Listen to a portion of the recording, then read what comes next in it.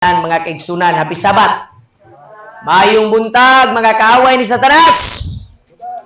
Uy, duwara. Direbe. Mayong buntag, mga kaaway ni Satanas.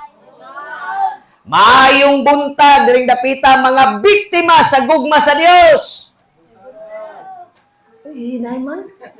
Wa ba mo biktima sa gugma sa Ginoo? Besan kinsa kanato ang miduol kang Kristo, iya haragyod ang gugmang na biktina nga di ka maghikog. Amen? Mga asawa, first love ba na ninyo inyong bana? Sa manang first love, never die? Murag preya sa tungo sa kabata, mga kaigsunan na ingon, Ma, mutuo ba ka nga ang first love never die? Ingon yung taon niyang mama, nak, tanaway mong papa, dugay kay mamatay. Hoy, murag iampo man. Ha? Kitang tanan nga nabiktima sa gugma sa Dios. Ang kabiktima nga gugma nga iya sa Ginoo, mga kaigsunan, mao ang pinaka the best nga mabiktima ka kay maluwas ka. Amen? Pero wa ganita na biktima sa gugma sa Ginoo. For God so loved the world, sumpaye, that He gave His only begotten Son, only Son, that whosoever believeth in Him should not perish, but have everlasting life. Magamputan. Amahan mong balaan, grasyahi ang among panimbahon sa imong presensya. Kining tanan ng Diyos sa mong ginampo. In Jesus' name I pray. Everybody will say, Amen and Amen. Giisgotan, mga kaigsunan, salamat sa matahom nga awit. Murag kompos to ba? No, ikaw nagkompos na to, Mr. Wang? No. Hilig man siya magkompos-kompos, mga kaigsunan. Ako, nagkompos-kompos po ko sa una. No? Hilig ko magkompos. Labaw na atong na-depress ko. Nakakompos ko kanta nga entitled, Sa Diyos May Kadaugan. Nani ang lyrics? Allow me to tell you the lyrics. Kantahon ako gamay, kay kabalo naman kumukanta ron, pero di ko parehas din ni Mr. Wang nga may pagtingong pod. Dunay mga panahon nga malisod sabton. Katuning panahon nga depressed na kay ko. Hapit ako maghikog. Hapit na nako, nakaingon ko sa kong kinabuhi, murag diri nagyukukutob. Nakatry mo, ana? Pero ayaw kabalaka, kay ang mensahe sa awit, o ang pulong sa Ginoo, dili kalikayan, makahuna-hunag dautan, ang kinabuhi atong gikalihibgan, apan sa Dios may kadaugan. Amen? Salig lang, kupti lang, ang saad sa Diyos, panahon sa kaluya, huna-huna siya, may mga kalibog ka, o mga kabala ka, sa Diyos may kadaugan. Amen? Na kay problema sa imong balay, sultian ta ka. In the name of Jesus Christ, there is power in solution. Ayaw pagikog, ayaw pagpagamatay, ayaw backslide, ayaw bisan atag-adto, duol sa Ginoo, kay diha kang Kristo na akay kasiguruhan nga kadaugan. Kung di ka mo doon sa Ginoo, naaga kung kay kadaugan, pero dili kasiguruhan. Kato di ang wapa ka ni Simba nga nagsugal man ka, nakadaog ka, wala. Di naman mo maningog. Wala ba'y sugarol dire? Amen. Piat alas versus piat king. Unsay daog? Di po maningog. Patik-atik pa. Ha? Sa una nga wa pa ka sa Ginoo, doon na may mga panahon nga nisupak ka sa Dios, wa ka miuyon sa iyang kabubuton, nidaog ka, pero way kasiguruhan. Na ini-viral karon sa video, mga pana, paminaw. bisag unsa nimo kalig-on og isog. Timan ini ha, ilagay natin to sa isip. Mutulo ng imong luha. Kay kadtong sa Cebu lang nga panghitabo, wa ko kabalo mo nang magkatawa. Dunay mga panahon nga makaingong ka nganong di magyud ni sila kasabot sa gahom sa Ginoo. Karon gibagyo ang dapit sa Cebu, gilinog na ta, pero kitang tanan nga nanimba karon, pasalamat ta nga gibag-o ta sa Ginoo. Kay nay uban gilinugan, karon kay nag-aksyon-aksyon, nagka-recover makaigsunan, ning balik na pod og problema, kay nagbisyo na pod. Munang kamong naibisyo, ayaw na gyud mo balik. Kay wa pay giluwas ang Dios nga nagbinuang niya. Simba, inom.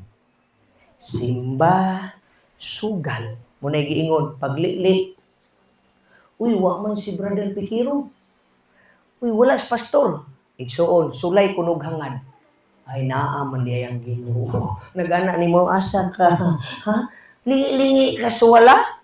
Huwag yung kay makita ka iya-iyang tagtago. Pero sultian ta ka, bisan pag naa ka sa pinakagamay buslot sa kalibutan, ang Ginoo nga tagiyas langgam, ang Ginoo nga tagiyas sa mga kadagatan, ang Ginoo nga tagiyas sa mga kasapaan, nagduko og nagtan-aw nimo bisag asa kang dapitas kalibutan, ang mundo ay tuldok lamang. Na bisan pag-asa ka mo tago dinhi, kita sa Ginoo. Munang ayaw mo kabalaka, kanang imong hagos pagsimba, kanang imong hagos sa pagmatas kabuntagon, kanang imong pagday, bisag daoton ka mata, nibasa ka sa Dios sa mga pulong sa Ginoo makaigsunan, nihatag ka sa pagday, sultian ta ka, gitan-aw ka sa Ginoo, hatagan kaniya gasa. Dili usik ang tanang panahon nga gihatag sa Ginoo. Ayaw kabalaka, sa Dios may kadaugan. Imong kaluyahon pwede nang daugon. Sige no.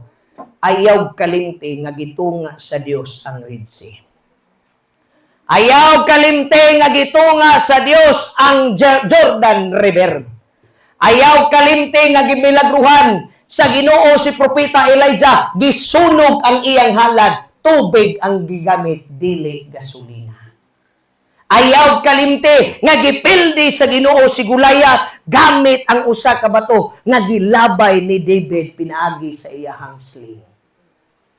Ayaw kalimti nga gahapon sa adlong Biyernes giluwas ka sa atong Ginoo. Amen.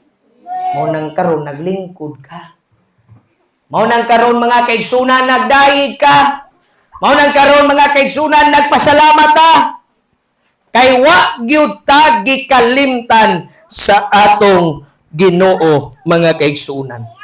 Ayaw kalimti ang atong Dios. Niya, gibasa. Proverbs chapter 1 verse 10 pagkaninduta. Simple kaayo ang panambagan sa kasulatan. Unsa kuno daw? Anak ko, mangutana ko ninyo, kinsa man mong anak?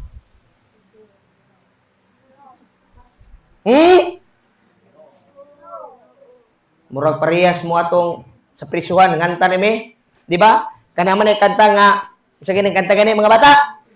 Ako malipayon, kau malipayon, kitang tanan malipayon. Sumpay. Amen ra gyud. Praise the Lord. Ako malipayon, ikaw malipayon, kitang tanan malipayon, TLA, bunda kamot, hawak, tuyog gamay. Agoy, pagkasikan sa dito ng katawanan, ingon ng mga piniriso. Ako anak sa Dios, ikaw ambot kaha, basig anak ka sayawa. Basig grobe mo ka. Nag-inudluay na ang mga piniriso. Ikaw, kinsa man kang anak? Biologically, pwede nimo panganlan ang imong mama, pwede nimo panganlan ang imong papa, pwede nimo panganlan ang imong lolo. Pero spiritually, sa espiritual nun, who is your father? Kung ikaw anak sa Dios sa espirituhanon, sunda ang tambag sa Biblia. Usay tambag sa Biblia, anak ko, ingon ng Dios, anak ko, kung ikaw ang anak sa Dios, sunda ang tambag sa Biblia. Unsay tambag sa Biblia, anak ko, kung ang makasasala mag-ulog-ulog, or other version nga gibasa, manintal gani nimo, ayaw gyud og sugod. Karon mangutana ko ninyo, doon na ba'y panahon nga natintal mo sa dautan? So, doon na'y panahon nga dili ka anak sa Dios. Doon na'y mga ingon ng Dios, anak ko, ayaw pagkasayuna. Kung ikaw mo ila nga anak sa Dios, ayaw og sulod sa ilimnon. Ayaw og sulod sa bisyo. Ayaw og sulod sa sugal. Ayaw og sulod sa luya-luya. Ayaw biai ang simbahan sa Ginoo. Kung anak ka sa Dios. Pero anak ka sa yawa, sudli ang sabungan, sudli ang sugalan, sudli ang bisyo, hutda na lang na tanan kay anak ka man sa yawa. Ang yawa, wa man ay gipuli, o gipalabay. Ingon naman lang kasulatan, anak ko, pagkaninuta. Kinibitong ang kunong ta, tamis kaayo.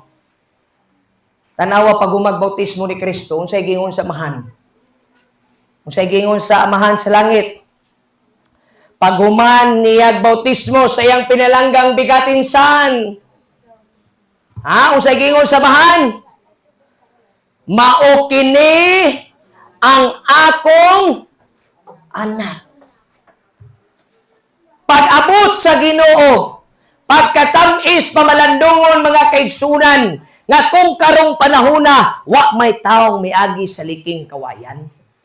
Mga batanon, kita ni agi man ta, naka-experience ba mo igsuon nga ang inyong mama or ang inyong papa ni sulti, anak ko yan! Proud! Mo nagingon og bright, mingon ning mama, adi gyud ta papildi mga papa. Kay bright, mingon mama, ako na. Pag-abot sa anak, buluyagon man lagi ning isa mo kanak, sige ka office, iya na. Astila no, ako di gyud ko papildi na. Karon mga kaigsunan akong mga anak, ako yung gina-orient, naunsa naman muna. Tuo mo na ako, nagtuo mo nga inyong daddy bulok. Ako yung gina-orient sila. Kaya akong ginaingnan, besan pag di ka graduhan, sultihan ka, basta nangalagad ka sa Diyos, kaya ka niyang himuong pinaka-bright. Proverbs 1 verse 7. The fear of the Lord is the beginning of wisdom. Kaya nimong pildihon ang tanang pinaka-bright kung ikaw anaa sa Ginoo. Amen? Bilang kasulatan sulti, ayaw! Kung anak ka sa Ginoo, ayaw pagluya-luya. Kung anak ka sa Ginoo, mga kaigsunan, ayaw pagbackslide, ayaw kasig igsilo-silo dia, ayaw kasig bati-bati, ayaw, dili na ko butsimbaw, kinasakitan, kaya ko sa gisulti sa akong igsuon. Ayaw! Kay ingon ang balang kasulatan, anak ko, giangkon ka sa Dios, nagpabautismo ka, gidawat nimo si Kristo, ayaw pa ka uwawi ang atong Ginoo. Anak ko!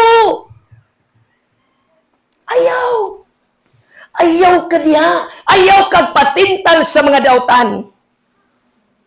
Pagkatamis, pagbalik sa Ginoo mga kaigsunan, ang isultir magyud sa Ginoo, welcome home, faithful servant. Welcome home, my son! Welcome home, my daughter! Ikaw nga naningkamot sa pagpangalagad, ikaw nga nagdayeg sa Ginoo, sa tibuok nimong kinabuhi, nakita sa Dios sa langit, inigbalik sa atong Ginoo. Pagkatangis pamalandungon, nga tawgon ka, welcome home na. Kamu naka